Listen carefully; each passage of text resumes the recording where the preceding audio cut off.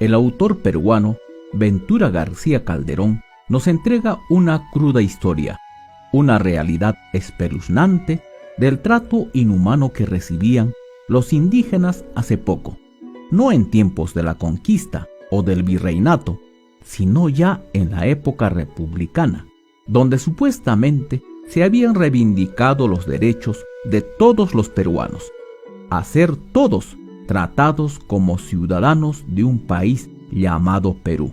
Pero parece que eso no era para los indígenas quechuas o aymaras. Esta realidad se refleja en esta historia. Quepa señalar que Ventura García Calderón vivió entre los años de 1886 y 1959.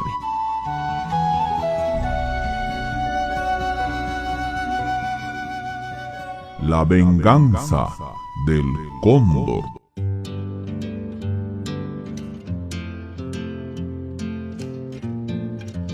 Nunca he sabido despertar a un indígena quechua a puntapiés. En un puerto del Perú, el capitán González quiso enseñarme esta triste habilidad. El indígena dormía a la intemperie con la cabeza sobre una vieja silla de montar. Al primer contacto del pie se irguió en vilo, desperezándose. Menos he sabido si bajo el castigo ellos miran con ira o con acatamiento. Mas como él tardara un tanto en despertar a este mundo de su dolor cotidiano, el militar le rasgó la frente de un latigazo. El indígena y yo nos estremecimos, él por la sangre que goteaba en su rostro con lágrimas, yo porque llevaba todavía en el espíritu prejuicios sentimentales de bachiller en leyes. Detuve del brazo al capitán, pidiéndole que se calme, y evité que le diera un segundo latigazo. Hacemos juntos el viaje hasta Huaraz, mi doctorcito, me dijo guardando el látigo. Ya verá usted cómo se divierte con mi palurdo, un indio bellaco que en todas las chozas tiene comadres. Estuvo el año pasado a mi servicio y ahora el prefecto, amigo mío, acaba de mandármelo para que sea de mi ordenanza. Le tiene un miedo a este chicotillo. Me describió con actitud solemne, luego volviendo al indígena gritó: ¿Y el pellón negro? ¡Socanalla! Si no te apuras, vas a probar cosa rica. Ya trayendo, taita, ya trayendo, contesta el indígena.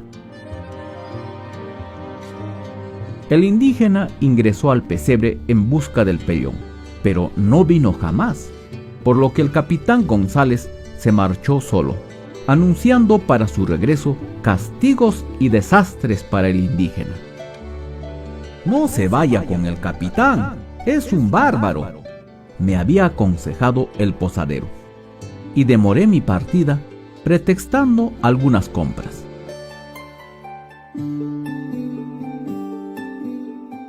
Dos horas después, al ensillar mi soberbia mula andariega, un pellejo de carnero vino a mi encuentro, y de su pelambre polvorienta salió una cabeza despeinada que murmuró: si quieres yo voy contigo, taita. Vaya si quería. Era el indígena castigado, el que no había vuelto. Asentí sin dejar precio. Me llamo Zenobio, taita, me dijo a secas y sin hablar más. Sin más tratos, aquel guía providencial comenzó a precederme por atajos y montes, trayéndome cuando el sol quemaba las entrañas un poco de chicha refrigerante o el maíz reventado al fuego, aquella tierna cancha algodonada. Pero al siguiente día el viaje fue más singular. Servicial y humilde, como siempre, mi compañero se detenía con demasiada frecuencia en la puerta de cada choza del camino, como pidiendo noticias en su dulce lengua el quechua. Las mujeres indígenas, al alcanzarme el porongo de chicha, me miraban atentamente, y parecióme advertir en sus ojos una simpatía inesperada. Pero ¿quién puede adivinar lo que ocurre en el alma de estas siervas adoloridas? 2 o 3 veces el guía Zenobio salió de su mutismo para contarme esas historias que espeluznan al caminante. Cuentos ingenuos de viajeros que ruedan al abismo porque una piedra se desgaja súbitamente de la montaña andina. Sin querer confesarlo, yo comenzaba a estar impresionado. Los Andes se convierten por las tardes en extraños montes grises, y la bruma que asciende de las punas violetas a los picachos nevados me estremecía en una melancolía desgarradora y solitaria. Una hora de marcha en ese ambiente grisáceo, los nervios se ponen al desnudo, y el viento afilado en las rocas parece aconsejar el vértigo. Zenobio iba adelante, a mi parecer, sin preocupaciones que le afligieran el alma. De pronto, unos cóndores, familiares de las cumbres más altas, pasaron muy cerca de mí, que el aire desplazado por sus alas me quemaba el rostro, y vi los ojos iracundos de esas inmensas aves elevándose majestuosos después de haber hecho un vuelo rasante por mis cercanías. Muy pronto llegábamos a un estrecho desfiladero.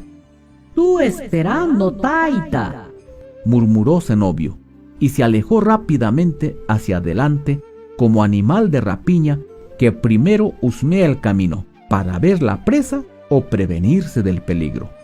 Le aguardé con la carne erizada y los pelos de punta. En eso se escuchó un ruido profundo que retumbó en la montaña. Algo rodaba de la altura, y de imprevisto, a 15 metros pasó un vuelo oblicuo de cóndores. El silbido de sus alas cortando el aire era estremecedor. Entonces vi rebotar con estruendo y polvo en la altura inmediata una masa oscura. Un hombre, un caballo tal vez, que fue sangrando en las aristas de las peñas. Dando tumbos se fue perdiendo en el precipicio, hasta teñir de rojo el espumante río en el fondo. Estremecido de horror, esperé, hasta que apareció Zenobio, más agachado que nunca, deslizándose con el paso furtivo de las vizcachas. Cogió a mi mula del cabestro y murmuró con voz doliente, como si suspirara. ¿Tú viendo, Taita? ¿Tú viendo al capitán? ¿El capitán? Abrí los ojos entontecidos. ¿Qué pasó con el capitán?, pregunté confundido. Zenobio me espiaba con su mirada indescifrable, y como si yo quisiera saber muchas cosas a la vez, me explicó en su media lengua que yo pude entenderlo perfectamente. Ocurre, no con frecuencia, pero ocurre, que los insolentes cóndores rozan con el ala el hombro del viajero en un precipicio. Este se asusta y pierde el equilibrio y rueda al abismo. Así había ocurrido con el capitán González. Pobrecito el capitán. Ay, ay, ay. Se santiguó Zenobio, quitándose el ancho sombrero de fieltro para probarme que solo decía la verdad. Yo no pregunté más, porque estos son secretos de mi tierra, que los hombres de su raza no saben explicar al hombre blanco. Tal vez entre ellos y los cóndores existe un pacto oscuro para vengarse de los intrusos que somos nosotros. Y parte de ese pacto podría ser el tratar de equilibrar un poco la balanza de la justicia.